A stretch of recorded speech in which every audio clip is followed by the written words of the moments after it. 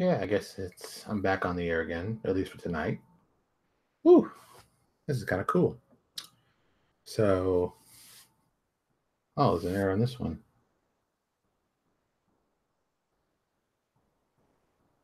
Okay. Well, I don't care about that. I'm still gonna keep doing it. So, I'm Lewis Porter Jr. Uh, I'm doing this video tonight because a couple things are going on. So I wanted to give people a little more information and tell them what's going on because I've been kind of offline, as it were. Yeah, I'm still. I've been kind of offline, as it were, for a while because of other stuff going on. So I said, let me just tell everybody what's going on so they can go, oh, okay. So to keep everybody on the same page, as it were. Because once in a while I'm busy. All right. So a couple months ago, I decided to start developing a ebook line for Neo Exodus. That's been one of the ideas for my long-term plans. That I was like, yes, I'm going to do this. It's going to be awesome. Da, da, da. And I've already planned this.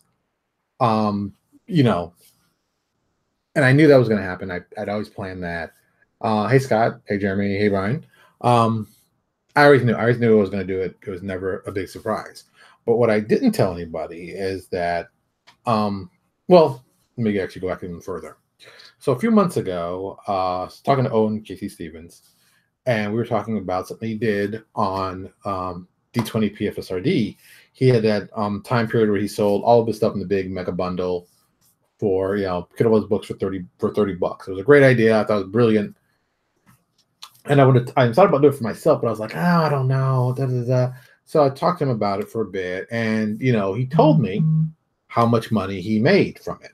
Now I'm not going to tell you what it is, but that's his business. And I asked him, if you want to ask him, you can ask him. But I asked him, and he told me, and I was like, oh wow, I got to try that. So I kind of still put it off. I still was like, I don't know. And I kept putting it off. So in December, I'd already talked to my guys who'd been doing a lot of publishing work with me that we're going to be doing, ebooks, and I'd started that. And looking at Lewis Porter Jr.'s design currently as a company and what's going to go in the future, how things are going to be different. Hey, Thirsty. And what other things we're going to be adding to it to make it different. So I said, okay, we got these ebooks. We're doing them. The ebooks are being done by Jeff Lee and Eric Scott Dubai.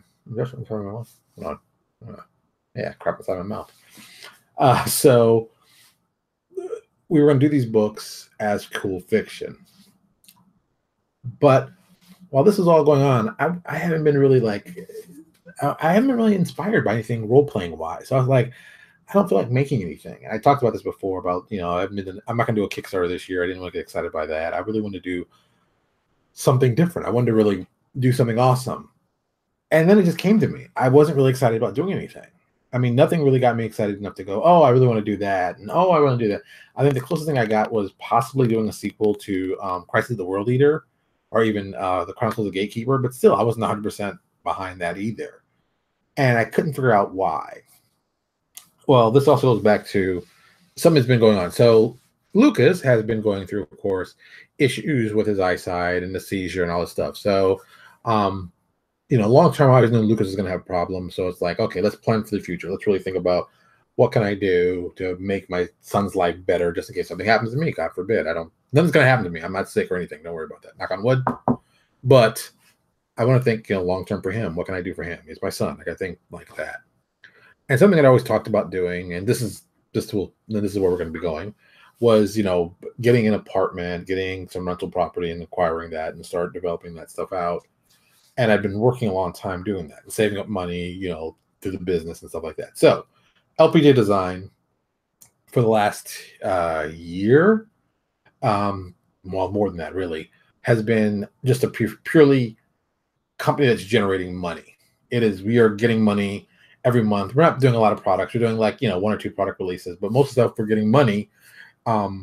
We have one writer under contract to do RPG stuff, and the two guys that do the writing, of course. But really, the whole of the company, we're not spending a lot of money. We're just taking money in. We're taking money in. We're taking money in. So I'm like, okay. And I've been in this for a while, just taking money in. So, this has been going on. This has been going on. So while this was going on, November, December-ish, I also started looking at investment properties. So I've been looking at them for the last 3 months, looking at places, looking at all kinds of places, and roughly about almost 2 weeks ago, I put an offer in for a place actually in Hollywood, Florida, not California. Hollywood, Florida. It's down. If you're from South Florida, I'll give you a kind of reference. It's near the Target in Hollywood, right behind the courthouse. So I found this great little place. It's a great condo. It fits. Liked it. Everything looked great. I made an offer on it. And I was like, this is going great. And I knew this was going to be something I was doing, so I wasn't really worried about that. Also, on top of that, I talked to the guys at Drive Through. This is back in December. I said, hey, I want to put all of my Pathfinder products on sale at RPG Now. Just do a big bundle like Owen did. And they were like, yeah, sure, we can set that up, no problem.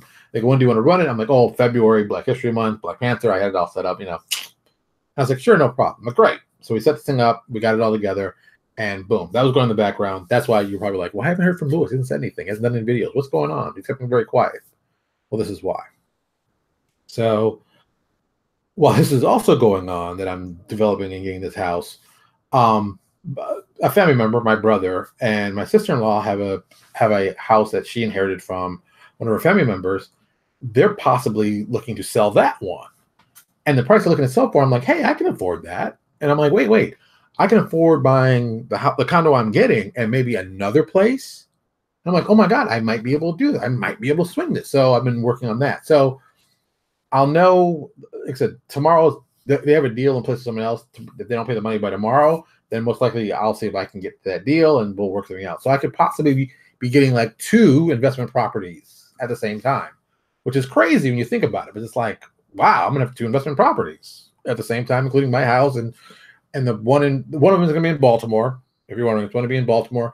If you're from Baltimore, it's in Dundalk, so you can figure out, what's it like over there. If you don't know what Dundalk is, you won't make any sense. But some of you know what Dundalk is. So I've got the place down there. I got the place down here in Hollywood. I'm trying to get them both juggling together.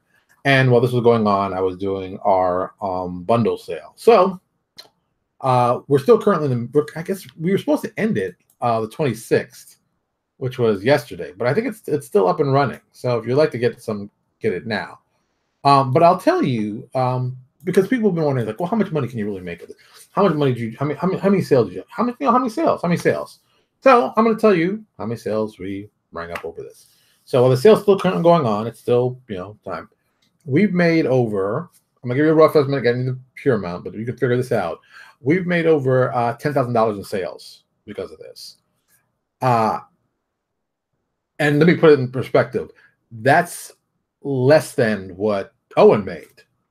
But still, $10,000 is $10,000.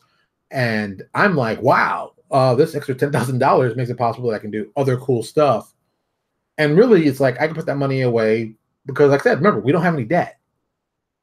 So I've got this big hoard of money that I have now, not a hoard of money, but it's a fair amount of money that I have that can do stuff with. And, for me, that stuff means the whole real estate thing. So flipping under that. So my lifelong dream is, of course, I'm going to do several different businesses and stuff like that. And I've always planned to do that. And I've always looked at focusing on that. But the weird, cool thing is that, money's always been an issue. So I'm like, okay, now we have some extra money. I've saved some money. This is some more money. What are we going to do? So the real estate side of this, my home investment, I've been calling Black Haus. And that's Haus. The reason I'm calling it that is a long time ago when I lived in Baltimore, when I was going to college, we had a house down there. And the house that we always referred to it as the Chateau de la Negro. And yes, I know that's incorrect French and Spanish, and I don't care.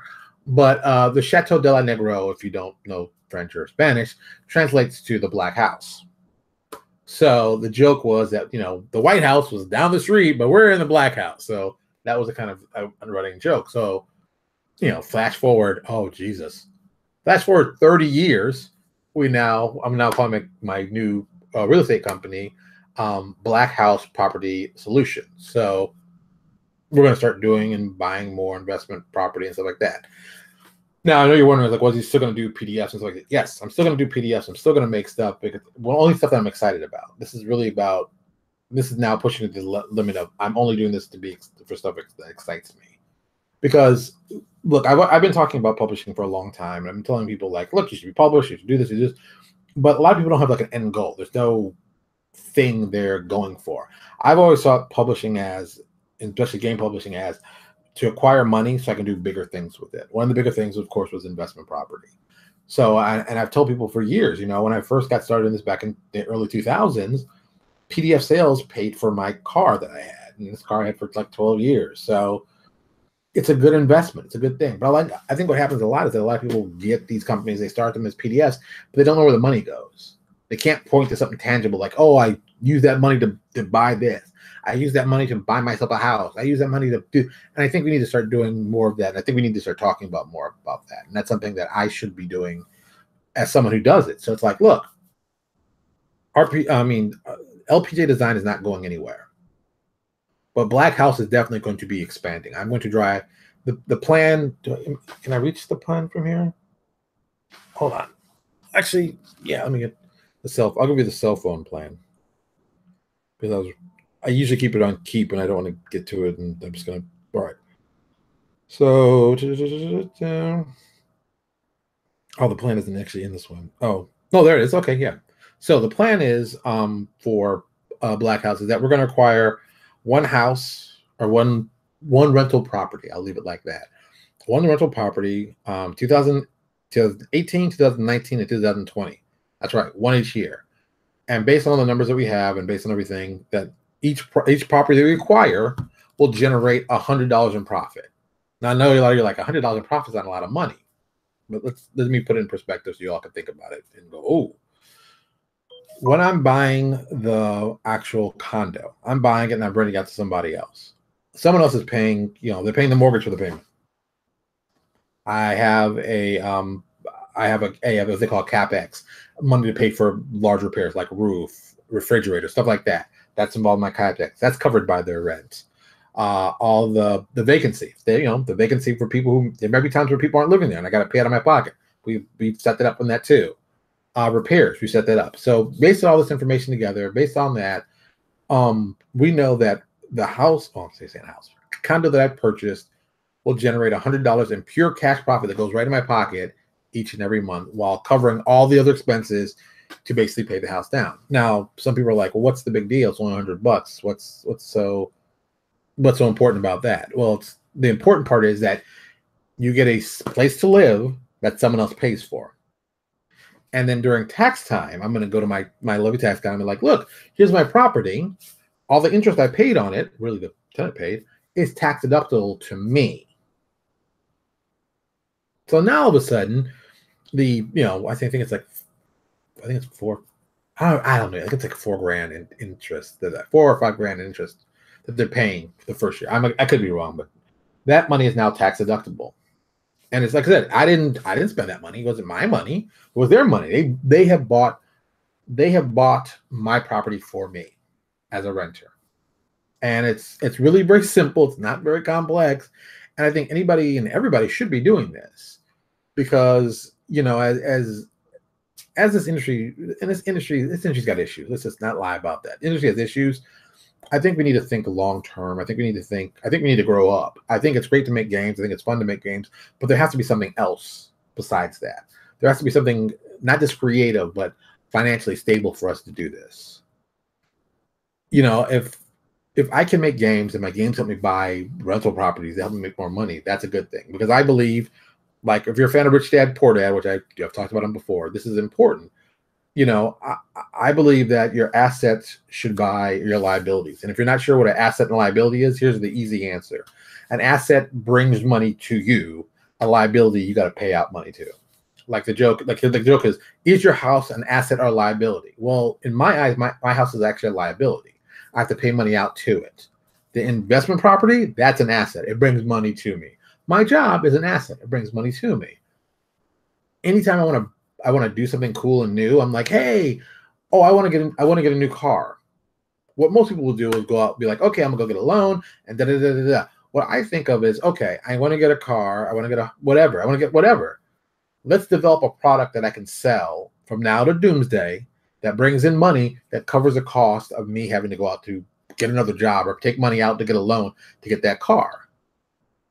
And that's how I kind of focus it. So it's like the whole line of stellar cartography that we started doing. That was because I needed to make more money. I knew how easy it would be. I knew what kind of maps I could design. I knew how to design it. Boom, I packaged it, put it together, made it look pretty, and then now I'm selling it. And now money's coming in from that idea. And really that idea was not very difficult for me to do, didn't cost me really any money except for my time, and now generates money from now to doomsday. And that's how my mindset is. I want to make money while I'm sleeping. I want to make money while I'm at work. I'm going to do this. I want the money to come in to basically help me do other projects. And Black House is just one of the projects I'm doing. If I'm lucky enough and everything works out the way it should, and I'm hoping, I plan to, like I said, I plan to get 3 pieces of property from now into 2020. Now, this is where it's kind of funny. After 2020, I'm acquiring more property, because in 2021, I want to acquire three properties, 3 pieces of property. 2022, procure 5. 2023, 7. 2024, 11. 2020, 2025, 13. 2026, 17. 2028, 19. And 2028, 23. Now, the reason that I want to acquire all this stuff, and it's like, wow, that's a lot of, you want to get a lot of property. Yeah, I do. I do, because my end goal is very simple. Like I told you, these properties I'm hoping for each one of these properties to give me $100 a pop. The number for me to, as I say, cash out and retire and walk away from my job and not worry about anything anymore is $10,000 a month. If I can generate $10,000 in passive income a month, I don't need a job. I don't need a job. And some of you are saying, well, that's not like a lot of money. But think about that. Most Americans don't make more than $50,000 a year. If I make $10,000 in passive income a year, it's $120,000. I can live very well making, and remember, it's passive income. So I'm not really doing any work. It's just money's coming to me. And that's kind of what the focus is now. How do I get things to make money to come to me? And, I did that partially as a game publisher. I know how this works. I know how it develops stuff. And now I'm trying to get into publishing with ebooks. I see how that works. Work on that. Oh, I'm doing this real estate thing. I see how this works. And just keep making as many funnels as possible, generate money, so I can get to a point where going outside of the house to work isn't something I'm going to be doing. I'm hoping to have this done. Like I said, 2028 is when I am. That's 10 years from now. Is it possible? Yes, it's very possible. And the funny part is that I'm sure this plan will change. I'm sure stuff will change, but I think I'll get to a point where that going to work will be an option for me. I would love to be able to work in a place. I mean, well, not just work in a place, but work in set up where I could see my son. I could spend some more time with him. We could take vacations that were not like little vacations. I mean vacations, because I think I wrote this down in here. So that's a little book I carry with me. If you ever see me with this book, it's got all my magic notes and all kinds of really cool stuff in here. This is like the magic book. And stuff I plan to do. And I've got my 5-year plan in here. So yeah, one of my things, my 5-year plan, by 2020, take a 1-week vacation to the Caribbean. Now, I know you're a lot of laughing like, that doesn't seem like it's a big deal. I haven't been on actual vacation, like a vacation. And honestly, I'll say, okay, at real, like where I've left my home and gone somewhere since I was married. That's been 10 years. And before that, I took some time off in 2007. But before that, I've never taken like a week off to go traveling somewhere ever. I've never done that. I just didn't have time to do that. But if everything works out by 2022, I'm going to take a 3-week vacation and go to Canada. Yeah, I know it sounds silly. I'm going to get on a train. I'm going to go to Canada. I'm going to go to Vancouver. I'm going to go to Edmonton. I'm going to go to Toronto, Ottawa. I'm going to do it in 3 weeks of just vacation. But I've always wanted to see Canada in all its glory. Don't ask me why. I just think Canada's cool. And I'm going to do that. I think that'd be a lot of fun to do. The one that's the big one that happens if everything works out 10 years from now and everything works out like it's supposed to, the big trip I'll be taking will be in 2028. I'm going to spend 6 weeks and maybe even longer. It might be longer. And by that time, Lucas will be like 17, 18-ish. We're going to go to China, Japan, Hong Kong, and maybe someplace in Southeast Asia. I'm still like, I don't know about that. But I want to spend 6 weeks traveling in China, Japan, and Hong Kong. Hong Kong will probably be like a week. A week. I'm guessing China will be like 3 weeks, and Japan will be 2 weeks. I want to really just travel for 6 weeks, live, eat, really experience it, really experience everything. Because I've always, like I said, I've always wanted to go to Japan, and this is going to be my thing. Um, uh, I just, I'm mentally done. I know I need to do this. I know it's the right thing to do. I think this is only going to help me in the long run. And while I'm also doing this too, don't get it twisted. I'm going to still be putting out products and doing stuff, but I'm doing more stuff that I love. I'm going to try different things that I like to do, and I'm going to try to also do some other crazier things. So I have some other, this isn't the only business I'm doing. Black House is only one business out of the, how many do I have listed here? Of the, where are you? There you are. Of the 4 that I've listed. And, it said two of them are related. Two of them are related. Fuck, I'll tell you, I don't care. I'm telling you. So I have like I said, these are companies I'm going to create. And I'm not BSing. This is the future. I'm going to do this. This is because I want to do it because I've always enjoyed it. I want to make a place called Americana Local. I want to develop my own chain of hamburger, hot dog, and fried fast foods. Let's say fries and shakes. The theme is very much like I love hamburgers. I always have, always will. I've always hated McDonald's what they do, but I want to look at a cool hamburger shop that you can get a good hamburger for a good price. The closest thing I can tell people it will remind you of will be In-N-Out. Reasonably priced food, reasonably priced good stuff, and they got a secret menu. I thought it was a brilliant idea. I love In-N-Out. I'm a huge fan. Always have been. Well, since I tried it back in 2009. Just a cool idea. I've always liked that. So I want to do my own version here on the East Coast, but not that they do, but a different version. And we've got some stuff with that, but I'm not talking about the marketing about that yet. The 2 other ones that work together is Barberdashery and PerfectGentleman.com. So a long time ago, I decided I want to do a website that actually has people who, I'm not the world's greatest dresser because I don't have enough money to do the cool stuff I'd like to do. But I know there's ways to do cool stuff. I think I dress okay, but I think I'd like to dress better. So Perfect Gentleman was this whole website developing of guys who maybe didn't have enough style, didn't know where to get the best stuff, where to get stuff that's inexpensive, and make themselves look really, really cool when they did this. I've always thought that was a coal thing. I've always known guys who are really sharp dressers and sharp like that. And I'm always been like, I wish I could pull that off, but I don't know enough about it. So I said, I wonder if you could build a website like that. So I've had that website in my head for a long time. And, I've been building it mentally. But now is the time that, okay, you're going to have money coming in. I think this is going to be something we're going to be moving to as a real thing. The flip side of that is a thing called Barberdashery.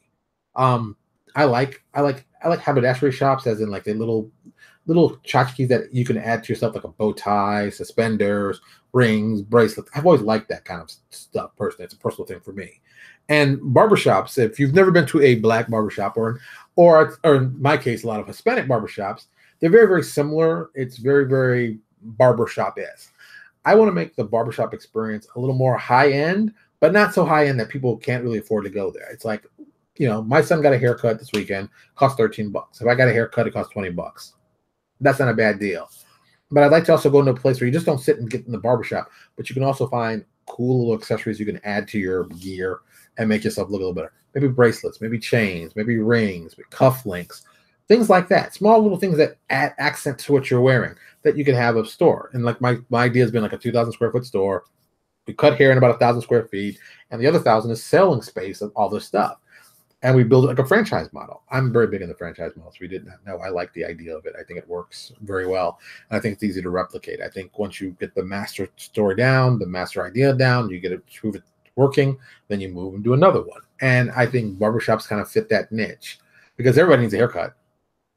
Everybody needs a haircut. And sometimes you want to go to the haircut instead of just sitting there waiting for your haircut. Hey, I'll go shopping. I'll get some stuff. They'll call me over the loudspeaker, and I'll be like, oh, okay, great. I'm up. That's something you can do. People just, God knows, I've been in the barbershops where I've wasted hours.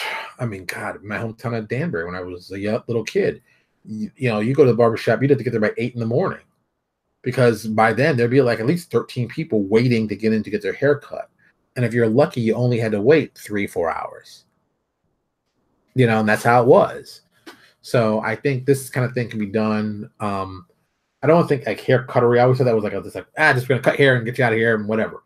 I want to make it a little more high end. I want it to be more of a classic feel. I want it to be, if you're going to get a haircut here, we're going to talk about haircuts. We're also going to talk about other stuff. You're going to hear people talk about stuff. We're gonna just make it. I don't say make it better. That's not even the right word. We're going to turn it into an experience that, you got your haircut there, but you also learned something maybe about business you didn't hear about, or maybe you heard about a great deal. I want to turn to a center where people can trade in information and talk to each other about stuff. I think there's a great potential to do awesome stuff by doing this. I just think there's a great way to do that. But that's it. And of course, Black House, which I'm going to do, just buy more real estate, because once again, they're not making any more real estate. So you should buy some. Why would you not buy some? Real estate's a great way to, accent to your wealth quickly, while at the same time actually helping people live someplace nice. And some of you are like saying, well, I don't want to be a slumlord and I don't want to do that kind of stuff. And but I'm just saying, hey, this is my idea. This is what's working for me. It doesn't have to be for you, it's for me. That's why I'm doing it. So, that's changes we're making. Yeah, that's what we're going to be doing. Oh wow, I didn't realize it was so late already. I still got to do some more reading. Jeez. But yeah, so that's what I'm going to be doing. That's what I'm doing as a company. So if you see me start releasing different things and, doing different marketing, don't be surprised. I'm going to try a lot more things, but I'm trying to generate more money.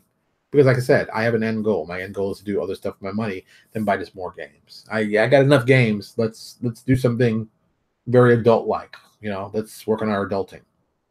Everybody loves games. I think we do a good job, but I think we can also do very adult things and help us all, not just in general, but very specific, move to the next level. Because, look, I'm going to be 50 in like 2 years. I've been married. I widow. I have a great house. I have a young son. The things I'm building are things for him to enjoy when he's later on in his life. So, that's the end goal of it. And I think, being a responsible father, that's what I should be doing. But also being an entrepreneur, why not? Why not try to build a cool empire? If I get enough stuff, I can maybe catch some stuff in and maybe become a little minor IP generating company, maybe developing video games, which of course I want to do. Maybe even little animated series, which of course I want to do. But you need money for that. How do you get money? There you go. So that's where we are with that. All right. I'm getting out of here because I didn't realize I've been gibbering for so long, but you all get an understanding of what's going on. I didn't want to, I didn't want to freak anybody else. Like people were like, are you okay? You haven't said much. I'm worried about you. I'm like, no, nothing's wrong with me. I'm just focusing on business. I've always been focused on business, but I'm really focused on business now. I'm out. Like Lucas this weekend, we went out looking at a duplex. I wasn't going to buy this duplex. I couldn't afford this duplex, but I want to see what these things look like. I want to experience. I want to show Lucas, hey, this is, I think that's important too. I want him to not be afraid to get involved with this stuff because some stuff you don't know. I didn't know how to be a PDF publisher before I did. And almost 20 years later, yeah, I know publishing pretty well. I've got that down pat. Let me find something new. Oh, real estate, that's something I don't know anything about. Well, let me learn some more stuff. Let me get the information. Let me read the books. Let me get the stuff. And let me work that. And then I can use that stuff to maybe build something else.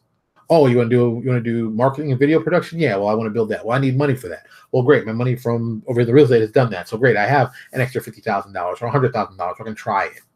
So it doesn't take, out of my own personal money. It's like money I've been stocking up for other stuff and making good business deals.